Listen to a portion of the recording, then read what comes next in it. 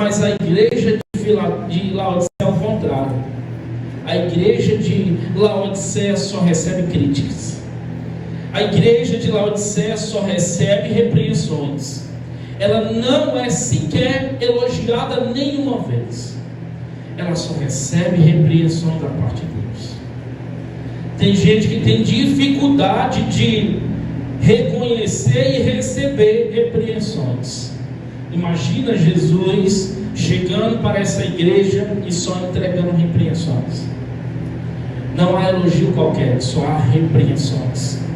E é uma carta muito dura, é uma carta muito pesada, porque Jesus chega a dizer para essa igreja que eles não eram nem quente e nem frio, eles eram morno.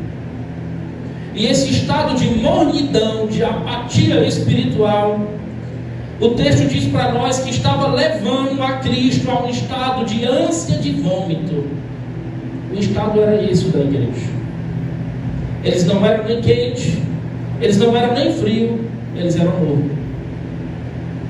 Eles viviam essa mornidão espiritual. Imagina, Jesus está a ponto de te vomitar. O título dessa palavra seria esse: a ponto de vomitar. Mas a minha querida Eliane não achou imagens apropriadas. Então nós mudamos o título. Eis que estou à porta e bato. Mas, queridos, essa igreja era uma igreja que tinha a aparência de ser uma igreja boa, uma igreja fervorosa. Mas ou coisa triste é nós aparentarmos ser uma coisa e não sermos. Ou coisa triste é nós aparentarmos uma certa religiosidade e nós não termos de verdade. Jesus diz claramente a essa igreja: eu conheço as tuas obras, e eu sei que você não é nem frio nem quente, eu sei que você é morno, e eu estou a ponto de te vomitar. Uma igreja que dava ânsia de vômito a Jesus. Uma igreja rica, uma igreja opulenta, uma igreja orgulhosa, uma igreja que não reconhecia o seu estado de miserabilidade. Às vezes é assim conosco. Nós não reconhecemos o nosso estado miserável. Nós não reconhecemos que somos infelizes, cegos, nus e que precisamos de Jesus. A gente acha que já alcançou o que tinha que alcançar. Nós já nos sentimos religiosos demais. Nós já sabemos de tudo, porque nós já lemos a Bíblia toda, porque nós frequentamos os cultos, porque nós frequentamos as programações da igreja. Mas isso não significa nada se nós não tivermos intimidade com Deus de forma diária. Não significa nada. É uma carta de exortações. Mas o nosso Deus, ele é maravilhoso demais, porque ele sabe chamar atenção, ele sabe repreender, ele sabe exortar. Tem gente que não sabe exortar, tem gente que até quando vai consolar acusa. Você lembra dos amigos de Jó? Chegaram para consolar Jó. De consoladores se tornaram acusadores, porque a teologia fria, sem compaixão, vira dura, severa. E não é isso que é o Evangelho. Então nós temos que aprender à luz dessa igreja o quanto o nosso Jesus, ele é misericordioso. Diante de uma igreja que não apresenta qualquer qualidade para ele, ele chama a igreja ao arrependimento.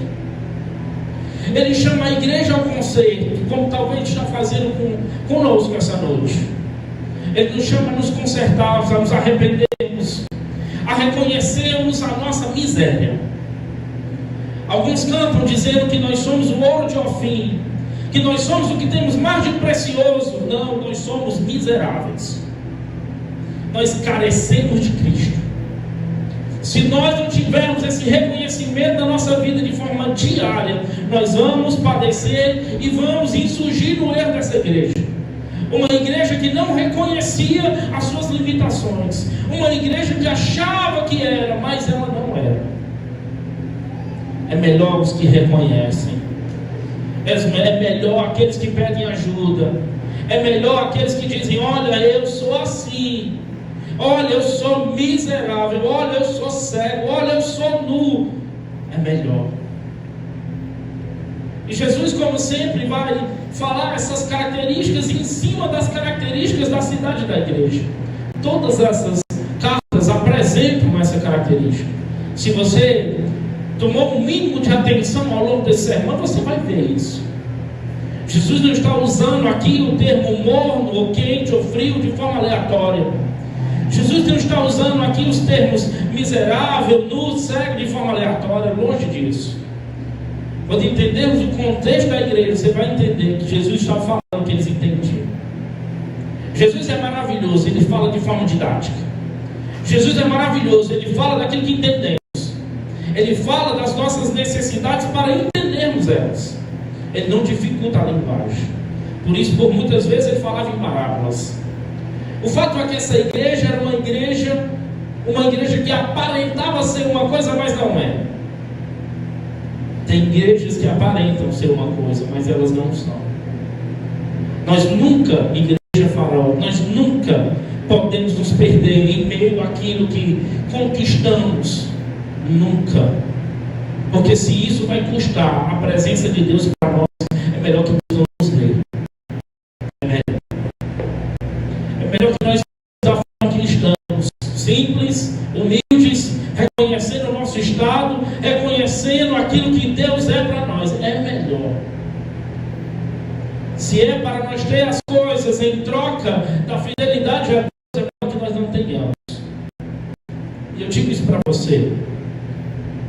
Se você vai querer as coisas em troca do tempo com Deus, da intimidade com Deus, é melhor que Deus feche essa porta na sua vida, querido. É melhor que Deus feche ela, porque até o não de Deus é livramento, até o não de Deus é cuidado. A gente às vezes quer fazer as coisas na força do nosso braço, da nossa maneira. A gente quer ter sucesso como o sucesso baseado no mundo. O sucesso do mundo é aparentes, mas Deus não vê como o homem vê. Deus vê dentro. Deus vê as motivações do coração. Deus vê as intenções do coração. E essa igreja, querido, a igreja de Laodiceia, para que nós entendermos melhor esse contexto, foi uma igreja fundada em 250 a.C. Preste atenção, por favor. Uma cidade muito rica, uma cidade muito orgulhosa, uma cidade que tinha opulência de riqueza. Laodiceia era conhecido como o lar dos milionários, a cidade dos milionários. Era uma cidade importante devido à sua localização, devido a estar no meio das grandes rotas comerciais. Para você ter uma ideia, já naqueles dias, essa cidade tinha teatros, tinha estádios e ginásios equipados até com banho, coisa que para aquela época era algo muito distante. Era a cidade dos banqueiros, era a cidade das transações comerciais. E a igreja começou a ter a cara da cidade. O nosso papel como igreja é influenciar a cultura da cidade e não se amoldar a ela. Essa igreja não. Essa igreja se tornou o que a cidade era. A igreja se tornou o que Laodiceia, como igreja, como cidade era. E a igreja, em vez de transformar, se conformou a ela. Se conformou ao que a cidade era. A igreja estava satisfeita com sua prosperidade. A igreja estava orgulhosa dos seus membros ricos, dos seus membros de grande reputação. E tem 4 pontos aqui importantes para entendermos com plenitude e integridade o que Jesus quer falar para nós. O primeiro deles é que essa cidade era um centro bancário e financeiro. Gente, essa parte de contexto é de sua importância. Vou te dar um exemplo aqui, vou te dar uma dica. Se você estuda a Bíblia, lê a Bíblia. Ler a Bíblia não é só passar o olho, ler a Bíblia é estudar, ela tem camadas. Então tem a camada cultural, tem a camada geográfica, tem a camada teológica, tem as camadas. Quanto mais nós penetramos nas camadas, mais profundidade nós extraímos do texto. Se eu fico só na leitura, eu digo, por que Jesus falou isso? Eu não compreendo o texto. Por isso, nesses momentos de contextos, por favor, preste atenção para você entender a mensagem como um todo. Então essa era uma cidade de muitos milionários. Para você ter uma ideia, ela foi destruída por um terremoto no ano 61 depois de Cristo. E ela não aceitou a ajuda financeira de ninguém. Eles mesmos construíram, porque os seus habitantes eram orgulhosos. A cidade era uma cidade rica, e por ser rica, não sentia a necessidade de Deus. Em segundo lugar, essa cidade era um centro de indústria de tecidos. Em Laodiceia produzia-se uma lã especial, famosa no mundo inteiro. Essa cidade se orgulhava da roupa que possuía. Olha lá, eu já falei de riqueza, eu já falei de roupas, tá? Terceiro lugar, essa cidade era um centro médico de muita importância. Lá eles tinham uma escola de medicina muito famosa, e eles fabricavam colírios, que eram quase considerados milagrosos, tanto para os olhos quanto para os ouvidos. Esse colírio era exportado por todo o mundo. E em quarto lugar, era um centro de águas termais. Essa cidade era formada por 3 cidades: Colossos, Hierápolis e Laodiceia. A cidade de Colossos tinha águas quentes. A cidade de Hierápolis tinha águas frias. Mas a cidade de Laodiceia, as águas eram mornas.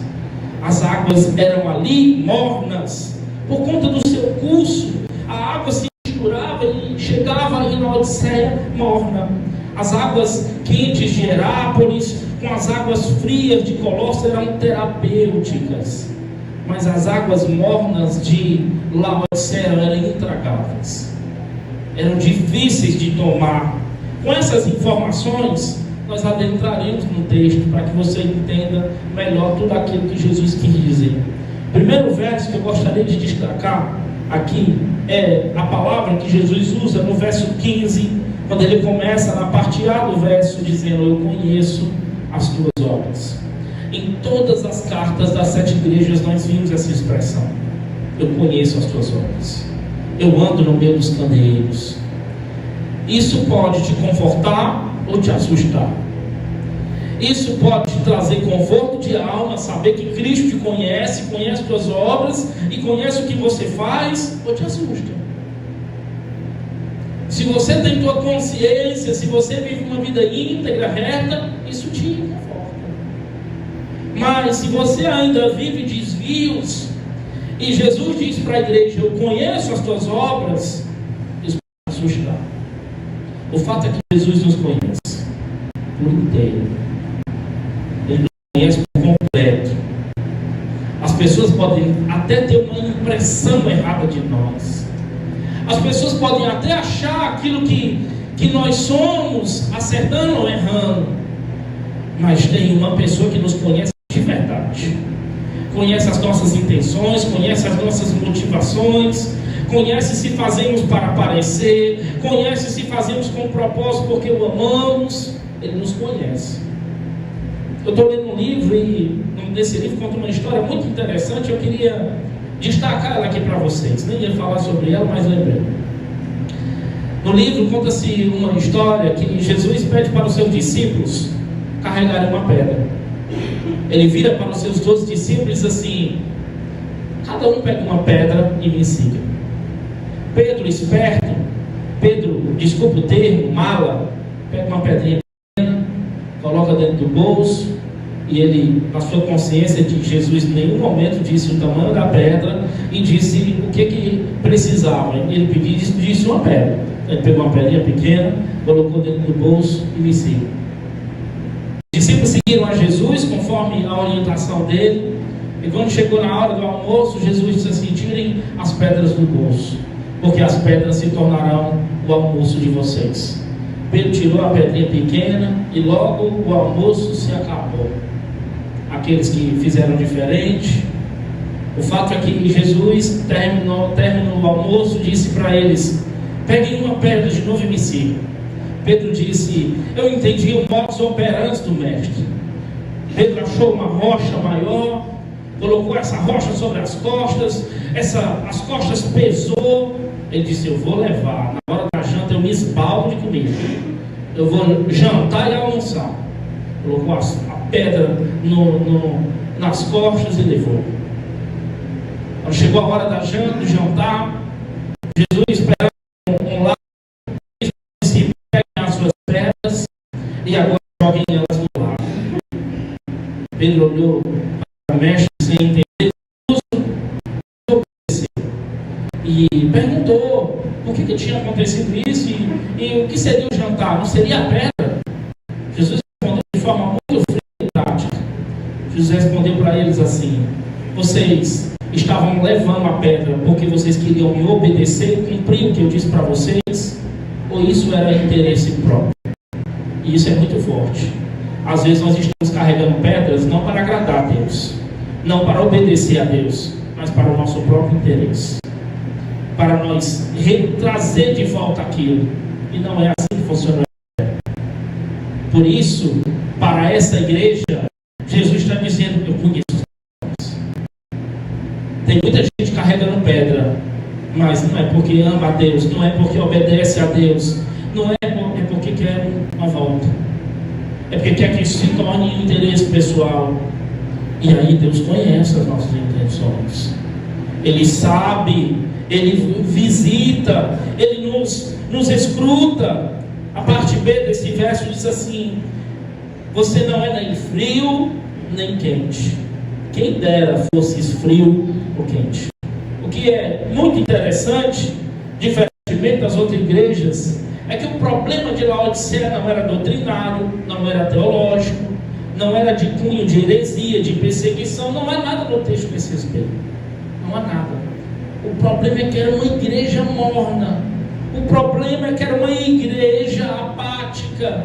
O problema é que era uma igreja que não era nem fria nem quente. Era uma igreja morna. Talvez muitos de nós estão assim, mornos. Não está mais nem frio, nem está mais quente. A ponto de Jesus nos vomitar. O que faltava para essa igreja, o que Jesus estava dizendo para eles, é que faltava fervor espiritual para essa igreja. Faltava essa vida de espiritual mais intensa. Como anda a nossa vida espiritual? Será que ela está morna, apática? Tanto faz eu vir para a igreja como não, tanto faz eu assistir o culto como não, tanto faz eu ter comunhão com Deus como não. Será que nós estamos causando náuseas ao nosso Jesus? Isso é muito forte, querido. Jesus está a ponto de nos vomitar perante as nossas atitudes. A igreja de Laodiceia, como eu já falei, localizada entre as cidades de Colosso e Herápolis, ambas cidades conhecidas pelas águas que fluíam, águas puras, e Herápolis com as suas águas quentes, consideradas medicinais, Colossos com as suas fontes frias, refrescantes. Mas quando chegava em Laodiceia, a água era muito ruim, a água tinha uma má reputação, a água não era nem fria, nem quente, a água era suja, a água morna. Os visitantes, quando bebiam, cuspiam imediatamente. Era isso que Jesus estava se referindo. Era isso que Jesus estava falando. Ele tomava água e ao mesmo tempo já cuspia água, por conta que a água era ruim. Jesus estava ciente desse contexto. Jesus estava ciente desse paralelo das águas. E esse não é o problema atual. Esse é o problema atual. De forma escatológica, cada uma dessas igrejas representa um estado da igreja atual. E qual é a última igreja? A última igreja é justamente a igreja de Laodiceia. A última carta é justamente uma carta que ninguém recebe elogios. A última carta é uma carta que Jesus diz no verso 20: eis que eu estou à porta e bato. esse é o último estágio da igreja.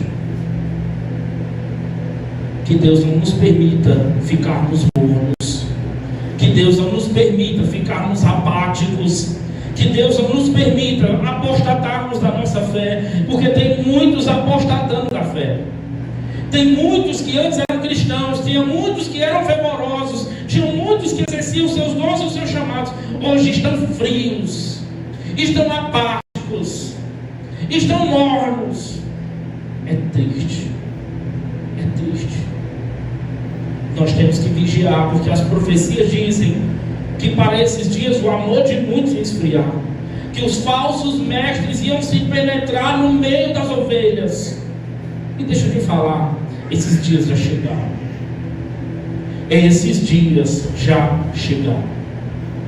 Se nós continuarmos vivendo um evangelho meia boca, desculpa a palavra, um evangelho meia boca, um evangelho raso, um evangelho superficial, um evangelho que é nem frio nem quente, nós podemos ficar mornos diante de Deus, e Deus vai querer nos vomitar. Isso é sério, igreja. Nós precisamos ter cuidado com o nosso cristianismo, com a nossa fé. Nós precisamos viver um cristianismo verdadeiro, um cristianismo que provoca lágrimas nos olhos, um cristianismo que existe um zelo e um temor tão grande que a gente não faz as coisas de qualquer forma. Se nós não estamos mais vivendo esse evangelho, nós precisamos reaver, nós precisamos nos arrepender, nós precisamos voltar às nossas práticas, nós precisamos. Eu acredito que você não deseja ficar aqui para os acontecimentos escatológicos como uma grande tribulação. Eu acredito que não, porque se está ruim agora, imagina como vai ficar. Vai ficar pior? Vai ficar muito pior. Era uma igreja que faltava intensidade espiritual. Pastor, precisa ser intenso? Precisa. Olha o que Jesus diz: você precisa me amar de todo o coração, com toda a tua força, com todo o teu intelecto. Ele não diz, dá para ser a metade. Não. Ele diz, é de todo o coração. É com toda a tua força. É com todo o teu intelecto. É tudo. Ou nós servimos a Deus com tudo, ou nós não estamos servindo a Deus. É tudo, é intensidade. Eu me pergunto às vezes que nós somos tão intensos em tantas outras coisas, mas quando estamos diante de uma ministração, diante da igreja, a gente fica indiferente, a gente fica apático, a gente fica morno. Diante de uma televisão, assistindo um jogo de futebol, a gente nem desgruda o olho, a gente fica pregado com o olho. E quando estamos diante de uma palavra como essa, muitas das vezes a gente fica indiferente. Eu queria que você abrisse em 2 Crônicas 25:1. Eu vou te dar um exemplo da Bíblia de alguém que pode servir a Deus, mas mesmo assim não ser de toda a inteireza de coração. Pastor, eu estou servindo a Deus, pastor. Pastor, eu estou nas escalas, pastor. Pastor, eu estou vindo aos cultos, pastor.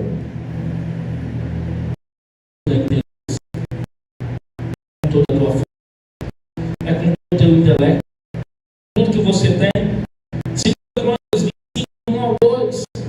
Se você pode acompanhar pela tela, diz assim: era Amarias, era o rei, da idade de 25 anos, quando começou a reinar, e reinou 29 anos em Jerusalém.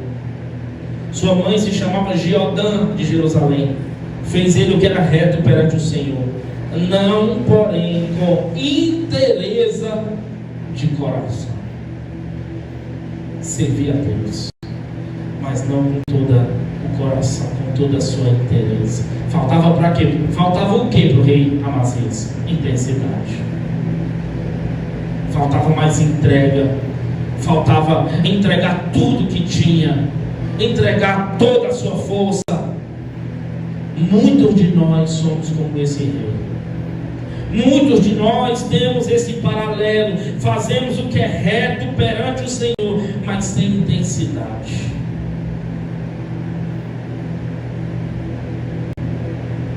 sem a intensidade necessária. Com inteireza de coração, ou como Jesus diria em Mateus 22:37, de todo o teu coração, de toda a tua alma e de todo o teu entendimento. É tudo, querido. Jesus se entregou para nós, foi por inteiro, por completo. Jesus se sacrificou por nós por inteiro, não foi parcial, não foi 50%, foi tudo. E nós estamos nos dedicando pouco, frequentamos as reuniões, lemos a Bíblia, alguns jejuam, mas a pergunta permanece: estamos fazendo isso com intensidade? Estamos fazendo o que é reto diante do Senhor com todo o nosso coração? Precisamos nos perguntar: como temos servido a Deus? Tem várias formas de servir a Jesus, querido. Por exemplo, se eu for servir uma água, eu posso servir uma água num copo descartável. Não posso? Você bebeu água? Bebeu. Eu posso pedir que você abra a boca e jogue água na sua boca, também você bebeu água. Mas eu posso te entregar uma caneca, eu posso te dar um copo melhor, eu posso te servir de uma forma mais apropriada. São formas de beber água, mas tem uma melhor. Servir a Deus não pode ser de qualquer maneira. Servir a Deus não pode ser de qualquer jeito. Servir a Deus tem que ser com inteireza de coração. Vocês estão aqui, igreja? Com interesse, com tudo que temos. Será que não temos estado meia boca, servindo a Deus de qualquer jeito? Hoje só deu para fazer assim, pastor. Deixa eu te falar, você não está servindo a mim, longe disso, você está servindo a Ele. Eu sou super compreensivo, de boa, tranquilo. Mas você precisa se perguntar se esse é o tratamento que o teu Senhor, que pagou um preço alto de sangue, é necessário. Se é só isso que você pode dar, se é só isso que você vai entregar a Ele, se é só dessa maneira que você vai servi-lo. São palavras duras, mas não são palavras minhas, são palavras de Jesus. Jesus está no estado do vômito, no estado que nós provocamos náuseas no Senhor. Como você se encontra hoje? Frio, morno, gelado, em cima do muro.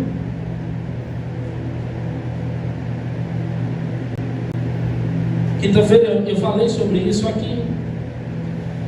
Paulo fala isso em Romanos 6. Que quando nós éramos do mundo, a gente ficava no show a madrugada toda.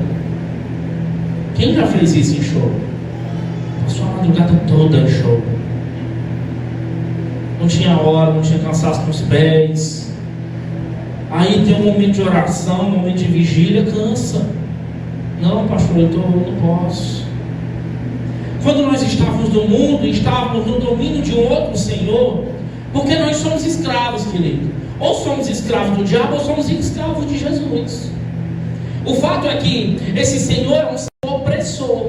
Esse Senhor, Ele nos trata mal. Esse Senhor, Ele é gentil. Esse Senhor é cortês. Esse Senhor é educado. Esse Senhor respeita os nossos processos, respeita as nossas estações. Esse Senhor bate a porta de forma educada, dizendo: deixa eu sentar contigo, deixa eu cear contigo. Esse Senhor é opressor. Ele não pede, Ele invade. Ele encontra um legalismo, Ele encontra uma brecha e Ele invade as nossas vidas. Mas o fato é que você pode servir a esse ou a esse. Alguns, quando serviam a esse, viam com toda a intensidade possível.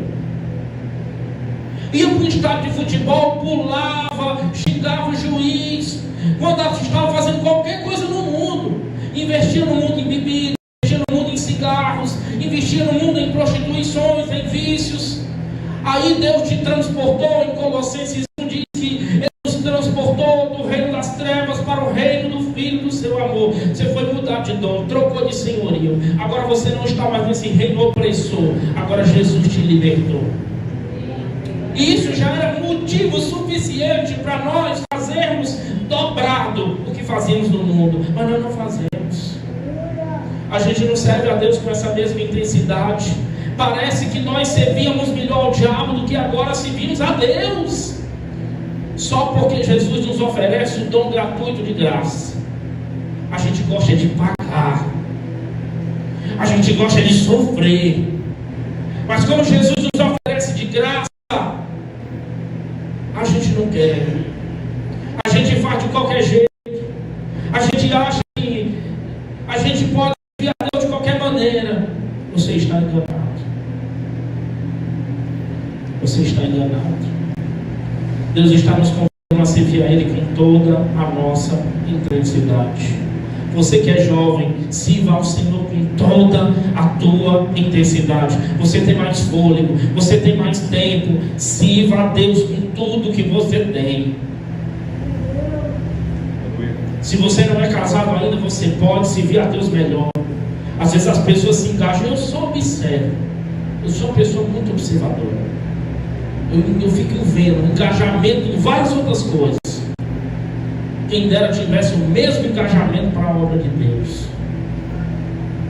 Tenha a mesma intensidade de quando você servia a esse servo opressor. Agora você serve a um Senhor que te deu liberdade. Te deu liberdade. Você estava preso, cheio de grilhões. Você estava amarrado nos vícios, nos pecados, morto nos teus delitos. Aí o Senhor te libertou, Ele nos libertou. Arrancou as algemas, arrancou aquilo que apertava o nosso pescoço e nos fez livres. Mas a gente faz muito mau uso dessa liberdade. A gente parece que não reconhece, pagou um preço alto por nós. Pagou um preço de sangue por nós. Nós temos que nos questionar como é a minha vida com Deus. Como está o meu cristianismo? Eu venho para a igreja, se der. Ah, pastor, eu tenho os meus problemas. Eu também tenho os meus, querido. Eu também tenho os meus. Eu também adoeço. Eu também tenho. Todos nós temos. Todos nós temos. Nós temos que servir ao Senhor com essa intensidade. Essa é a pior das cartas.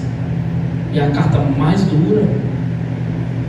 E não me entenda mal, não estou fazendo aqui apologia a você ser um crente religioso, não. Costumo dizer sempre aqui, se você está com a sua família, isso também é cultuar o Senhor. Se você pode assistir via YouTube, você pode, mas cuidado para isso não se tornar uma coisa mecânica, apática.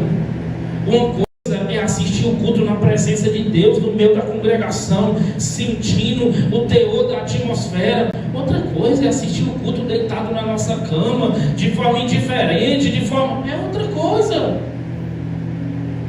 Nós precisamos ter cuidado. Essa igreja aparentava ser uma coisa, mas era uma outra. O verso seguinte diz assim,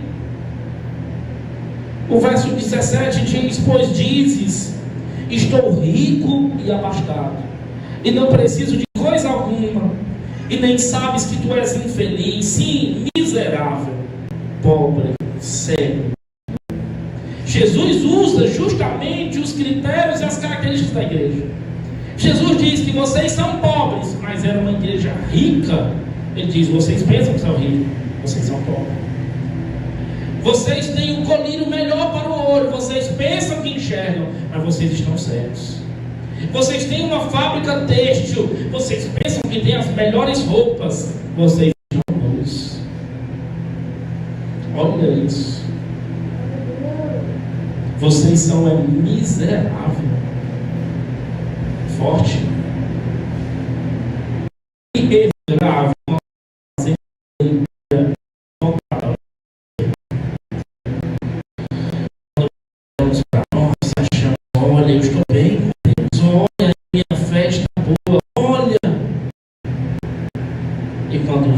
olha para nós e diz: não, tu pensa que está rico, tu está pobre.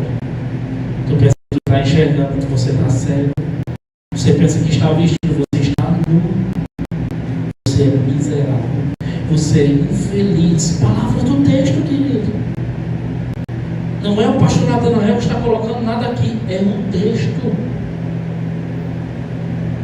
Que leitura você faz a seu respeito?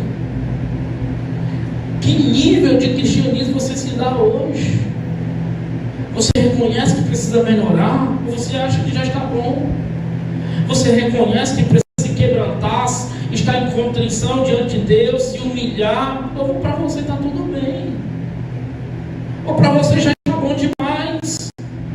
Era uma igreja rica, abastada e autossuficiente. Que coisa triste é quando nós nos tornamos autossuficientes. Não, nós somos dependentes de Deus. Nós nunca seremos autossuficientes. Nós somos dependentes de Deus. Se Deus tirar as mãos de cima da gente, só graça, só misericórdia, só ladeira abaixo. É só ladeira abaixo. A religiosidade, a autossuficiência anda de mãos dadas com a mornidão. Eu fico religioso, eu fico autossuficiente, eu não preciso de nada, eu não preciso de ajuda, eu não preciso de palavra, eu não preciso de sermão, eu não preciso de discipulado, eu não preciso de acompanhamento. Precisa, querido. Todos nós precisamos. Todos nós precisamos. Todos nós somos carentes. Todos nós exigimos um nível de ajuda para com Deus. Todos nós. É melhor quando somos crianças diante de Deus. A criança não sabe comer só, a criança não sabe caminhar só. Tudo precisa de orientação do Pai. É melhor quando somos assim diante de Deus. Por isso ele diz assim: venham minhas criancinhas, porque delas é o reino dos céus. As crianças, sai o perfeito louvor da boca das crianças. Essa igreja estava no alto engano. E o alto engano é tragédia. A gente fica se enganando. O primeiro passo para a gente mudar, querido, é o reconhecimento. O primeiro passo para a gente mudar o nosso estado é a gente dizer: epa, eu preciso. Epa, essa palavra é comigo. Ei, eu me enquadro aí, eu sou miserável, eu sou infeliz, eu sou cego, eu sou tudo. É o primeiro passo de reconhecer. As afirmações dessa própria igreja não refletem o verdadeiro estágio dela. Olha o texto que diz, o verso 17 que lemos. O que a igreja dizia? Por dizes: estou rico e abastado, e não preciso de coisa alguma. Precisava de tudo, estava dizendo que não precisava de nada. Quantas vezes nós somos assim? Como é que você está? Eu estou bem, mas não dá. Precisa de ajuda, precisa de alguma coisa, precisa de auxílio, precisa de cuidado. A igreja de Laodiceia mentia para si mesmo, ficava mentindo para si mesmo. Mas você pode mentir para sua esposa, você pode mentir para o seu chefe, você pode mentir para o seu líder. Para Jesus não dá. Para Jesus não tem como. Não tem como mentir para Jesus. Os atributos principais dele: ele é onisciente. Então até o que tu pensa ele sabe. A Bíblia fala em Romanos que nós seremos julgados até pelo que passou pela nossa mente. É o chamado foro íntimo. Num julgamento normal, né, doutor Igor? Não pode, ninguém pode ser julgado pelo que pensou. Só julga pelas ações. Pois no foro de Jesus, você vai ser julgado até pelo que pensou. Olha aí. Ele é onisciente, sabe tudo. O que passa pela tua mente, o que prescruta a tua mente. Aí a Bíblia diz que ele é onipotente. Ele tem todo o poder. Ele tem todo o poder. Não é? E ainda diz que ele é onipresente. Está em todos os lugares. Não dá para se esconder aquilo. Não dá. A gente mente, usa máscaras, mas uma hora ela cai, uma hora o oculto é revelado, uma hora a mentira é descoberta. Não tem como. Era uma igreja que estava mentindo para si mesmo. É muito fácil dizer que está tudo bem na nossa vida espiritual. É muito fácil dizer que está tudo tranquilo. Mas Jesus sabe a verdade. Eu acho lindo quando nós reconhecemos o que somos. Eu acho lindo quando eu vejo alguém dizendo: pastor, eu estou desse jeito. Eu vejo hombridade nisso. A pessoa não está mentindo, a pessoa está dizendo o que é. A pessoa está reconhecendo o seu estágio. A igreja de Laodiceia disse com essas palavras: eu não preciso de coisa alguma. Uma igreja que estava autossatisfeita. A igreja não tinha consciência da sua condição. Você tem consciência da sua miséria? Você tem consciência do quanto você precisa de Jesus? Porque eu tenho. O quanto eu preciso dele, o quanto eu preciso que ele conduza os meus passos, conduza as minhas palavras, conduza as minhas atitudes. O quanto eu preciso de Jesus, o quanto eu necessito de Jesus. Ah, pastor, o senhor já é pastor, o senhor já leu a Bíblia várias vezes. Isso não significa absolutamente nada. Nada. Se eu não estiver tendo vida prática com o meu Deus, não significa nada. A igreja estava orgulhosa do seu ouro, orgulhosa das suas roupas, dos seus colírios. Achava que tinha tudo, mas estava pobre, estava cega e estava nu.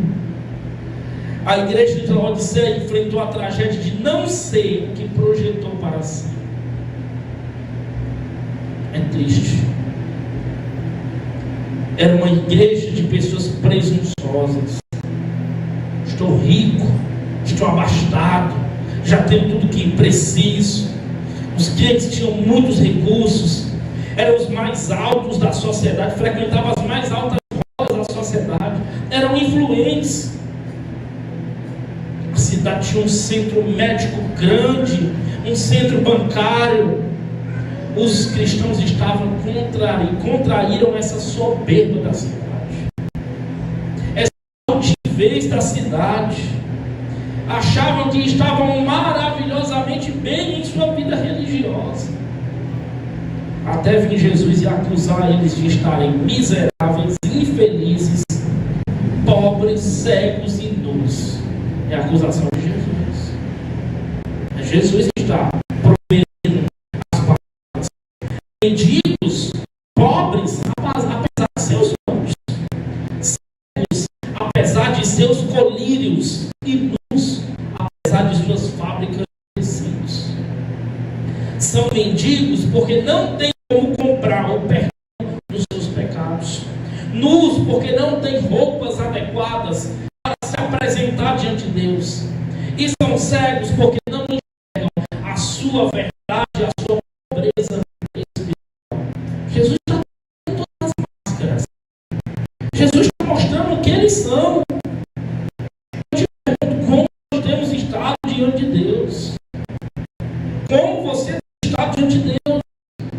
E está com dependência ou com uma ideia equivocada sobre você? Achando que você está bem, achando que você está arrasando, achando que você está fluindo, crescendo. Sabe o que Cristo gosta? Corações contritos, quebrantados, humilhados. Sabe o que Davi diz? Davi diz assim: Senhor, me tira tudo, Pai, mas não me tire da tua presença. Tem gente que porque tem um carro,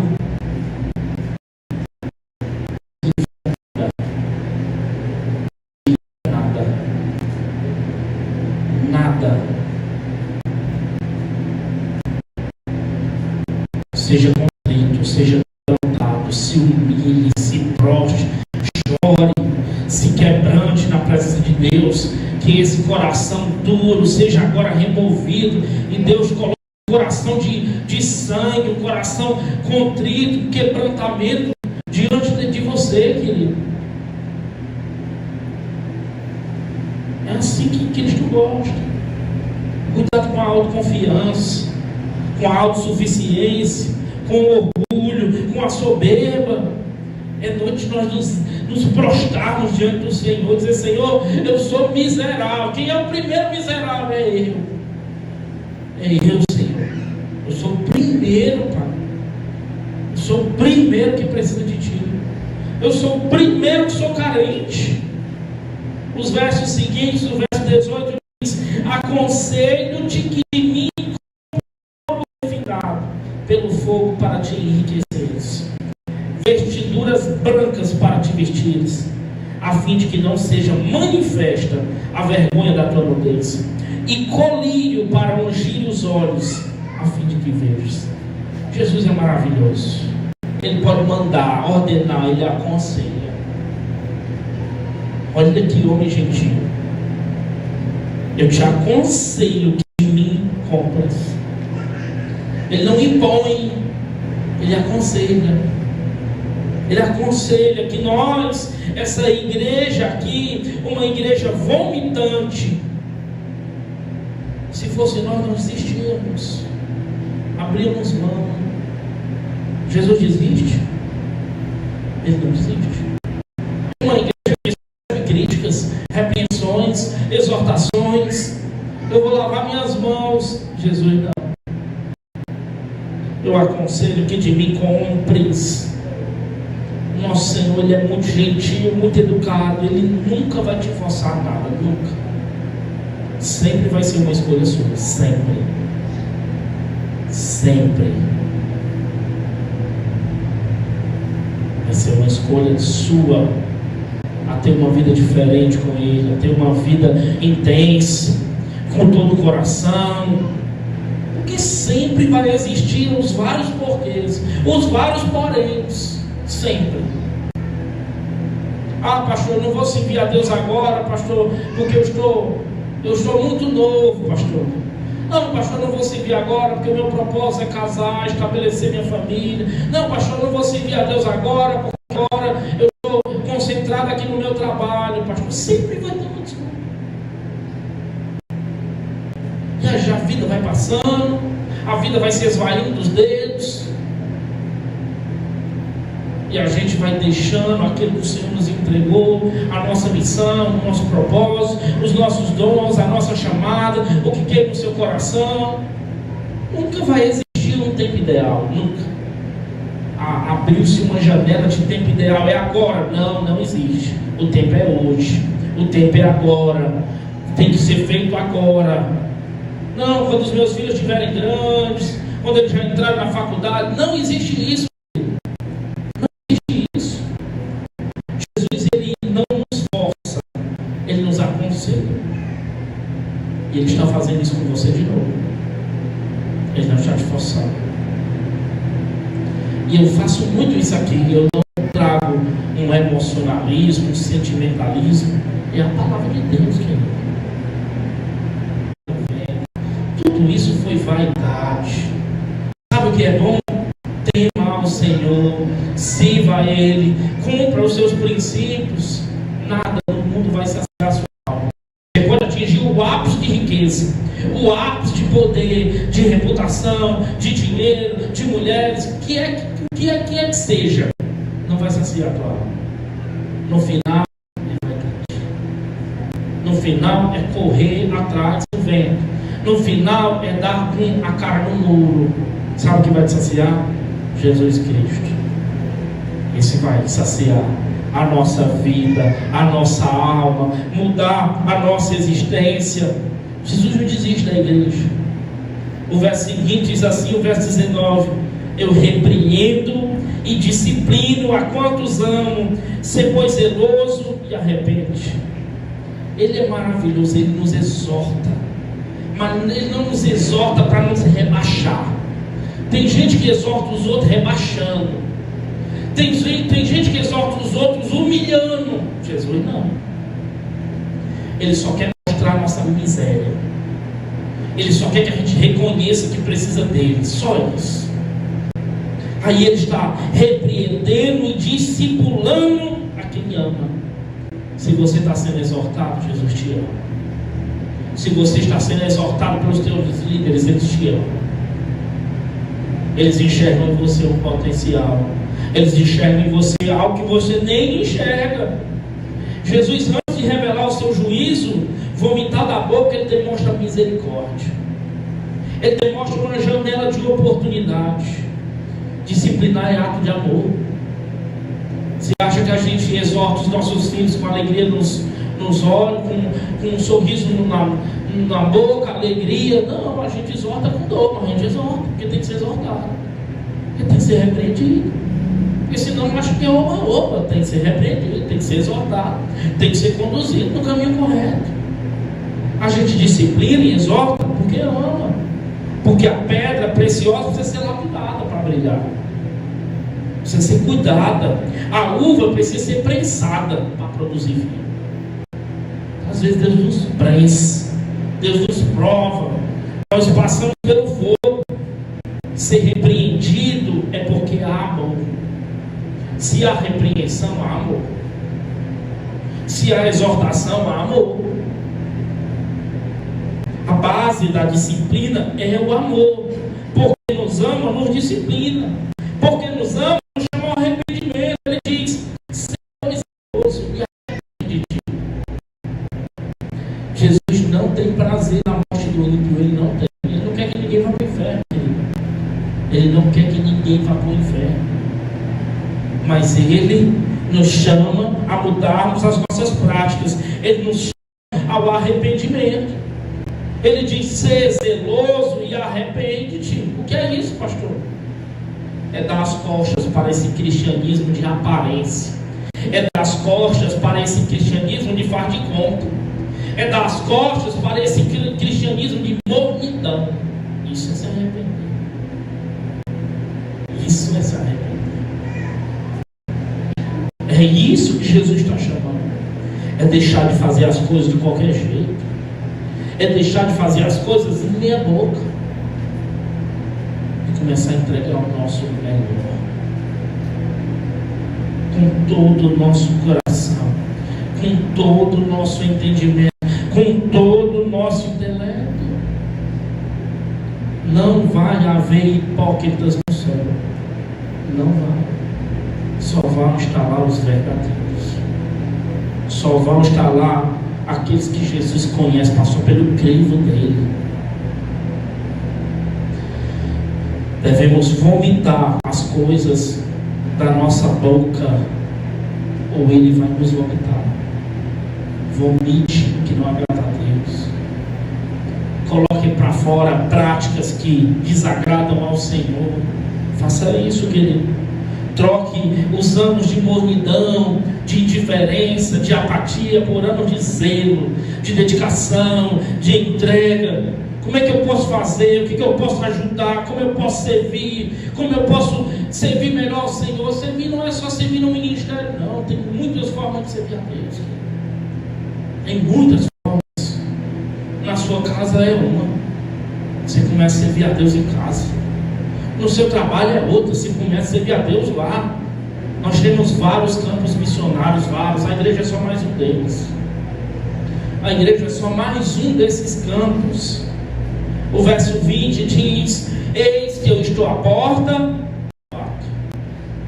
Se alguém ouvir a minha voz e abrir a porta, entrarei em sua casa, cearei com ele e ele comigo. Aqui mostra para nós a realidade dessa igreja. Se Jesus bate a porta, Ele está do lado de dentro, do lado de fora. Ele está do lado de fora. Ele é o dono da igreja. Ele é o Senhor da igreja. E Ele está dentro, Ele está lá fora. E educadamente Ele é o dono, mas Ele bate. Ele bate a porta dos nossos corações, pedindo permissão para entrar. Pedindo, se você abrir a porta, se alguém ouvir a minha voz e abrir a porta, eu entrarei, cearei com ele e ele comigo. Não é uma chamada a uma religião, é uma chamada a um relacionamento. Um relacionamento do pai com o filho. Um relacionamento. Mesa fala de quê? Mesa fala de relacionamento. Ele quer sentar na mesa conosco. Ele quer ter um tempo de mesa conosco. Não é só religião. A religião às vezes enfada. A religião às vezes causa vômito. Mas é relacionamento. Sentarmos à mesa com Ele, abrirmos o nosso coração. Talvez para muitos de nós Jesus está insistentemente batendo a porta do seu coração, pedindo para entrar, pedindo para fazer nada, pedindo para que Ele mude as coisas de lugar. Volta a falar, não vai, não empurra a porta. Ele é o dono, Ele podia empurrar e entrar? Podia, mas Ele não faz. Ele não faz. Ele espera que nós, por conta do nosso livre-arbítrio, nós abrimos a porta.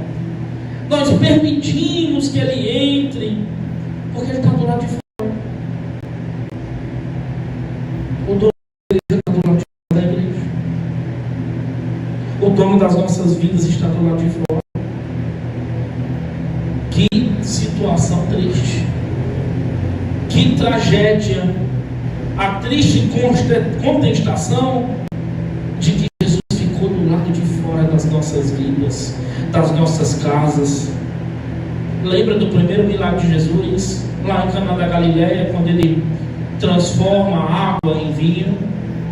Jesus foi convidado para aquela festa. Você está convidando Jesus para a sua casa? Você está convidando Jesus para o seu casamento, para o seu trabalho? Jesus é um convidado importante para você. Ele faz diferença. A rotina, a correria, o tempo que você não está mais nem se interessando. Se Ele está ali, e talvez Ele ficou do lado de fora, talvez Ele ficou lá fora. Entenda, a salvação ela é individual. Não importa se seu pai é crente, sua mãe é crente, salvação é individual. Nós, como pais, o que fazemos? Moldamos, preparamos, ensinamos, mostramos princípios espirituais, aconselhamos. Esse é o nosso papel. Mas a salvação é individual. Salvação não é a família, é individual. É cada um, querido. Enquanto muitos batem a porta no rosto de Jesus, na cara de Jesus, Ele se coloca na frente da porta do nosso coração com humildade.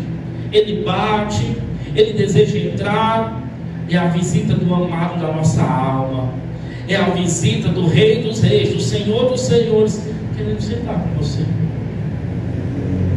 querendo ter um relacionamento com você. Pastor, como ensinar? Ele fala através dos sermões, Ele fala através das pessoas, Ele fala e bate os nossos corações através das circunstâncias da nossa vida. Ele bate as portas do nosso coração, às vezes por um louvor, por um sonho. Ele usa vários métodos, querido. Ele usa vários métodos. E às vezes ainda usando vários, nós ainda não estamos ouvindo a voz dele. Porque o texto diz: eis que estou à porta e bato. Aquele que ouvir. O primeiro passo é ouvir. Como é que você vai atender a porta se você não ouviu ninguém batendo? Tem que ouvir primeiro. Você tem ouvido, tem estado sensível à voz do Senhor, ao direcionamento do Senhor? Ou é tanta ocupação, tanta rotina, tanta correria,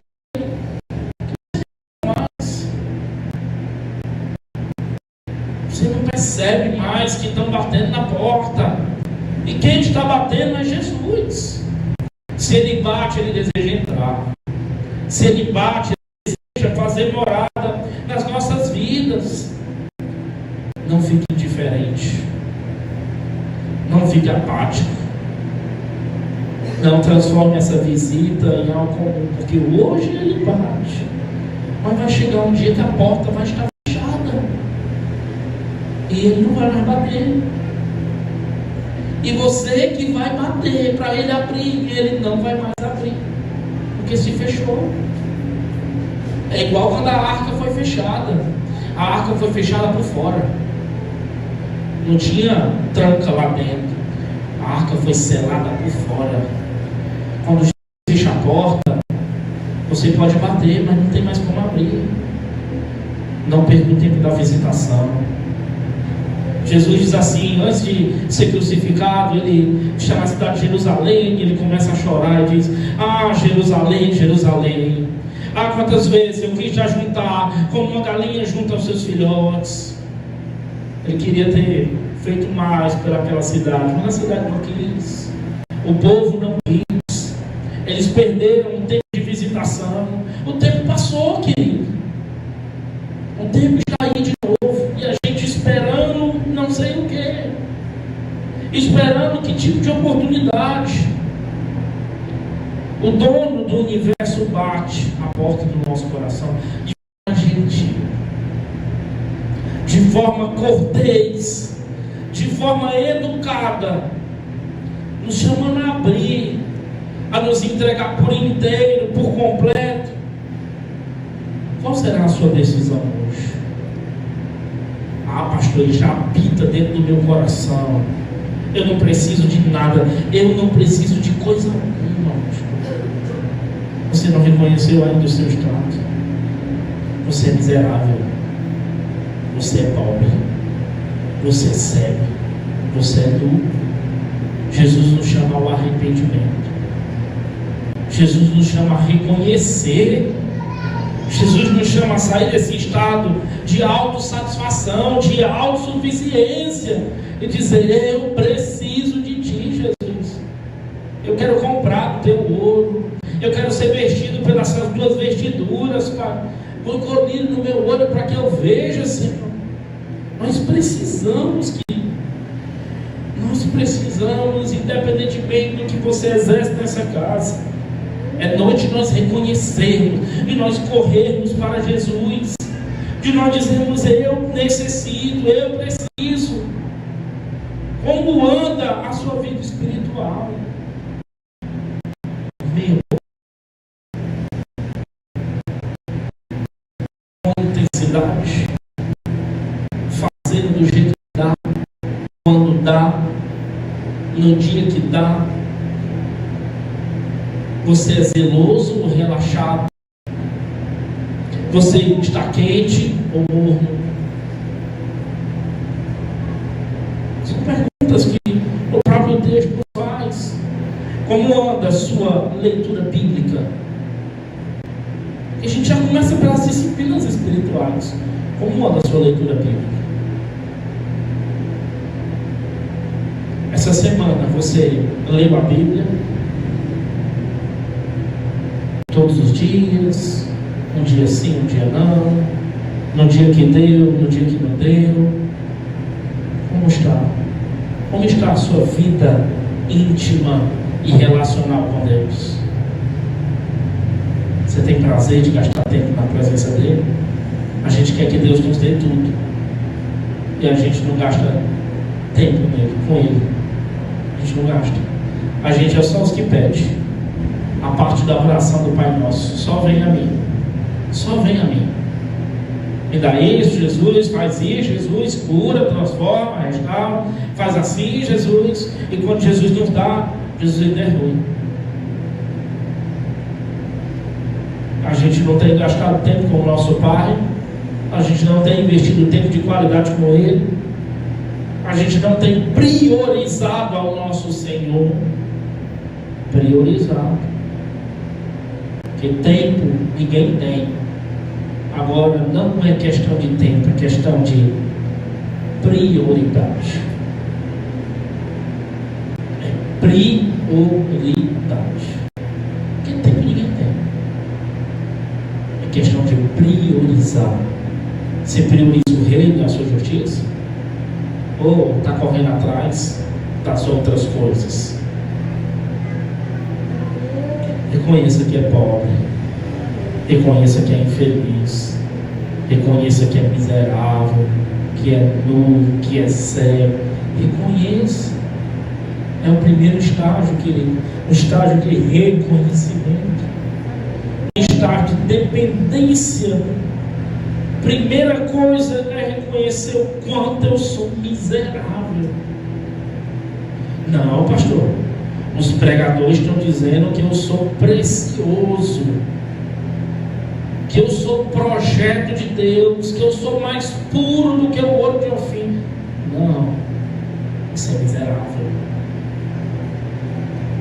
Você é trapo de imundícia. Você é pobre. Pastor, minha conta bancária está recheada. Você é pobre. Pastor, eu estou enxergando tudo. Você está cego. Só essa frase já demonstra que você está cego. Eu estou vestido, pastor. Não, você está nu. Esse é o nosso estado. Esse é o nosso estado. É como está Jesus? Indiferente, apático, morno? Não. Nos chamando a um arrependimento, batendo a porta do nosso coração de forma paciente, pedindo: filho, muda, filho. Eu não quero que você vá para o inferno, filho. Eu não quero que a tua alma padeça, filho. Ele não tem prazer na morte do ímpio. Eu quero mudança na tua vida, filho. Eu quero diferença no teu casamento, na tua história. A porta, ele está à porta de um miserável, de um infeliz. Eu e você. Eu e você. Está batendo a nossa porta. Deixa eu entrar. Compra do meu ouro. Deixa eu te colocar vestiduras brancas. Deixa eu colocar colírio nos teus olhos. Deixa eu te entregar riquezas que o mundo não sabe o que é. É quando nós reconhecemos esse estado. Eu queria que você fechasse os seus olhos em nome de Jesus.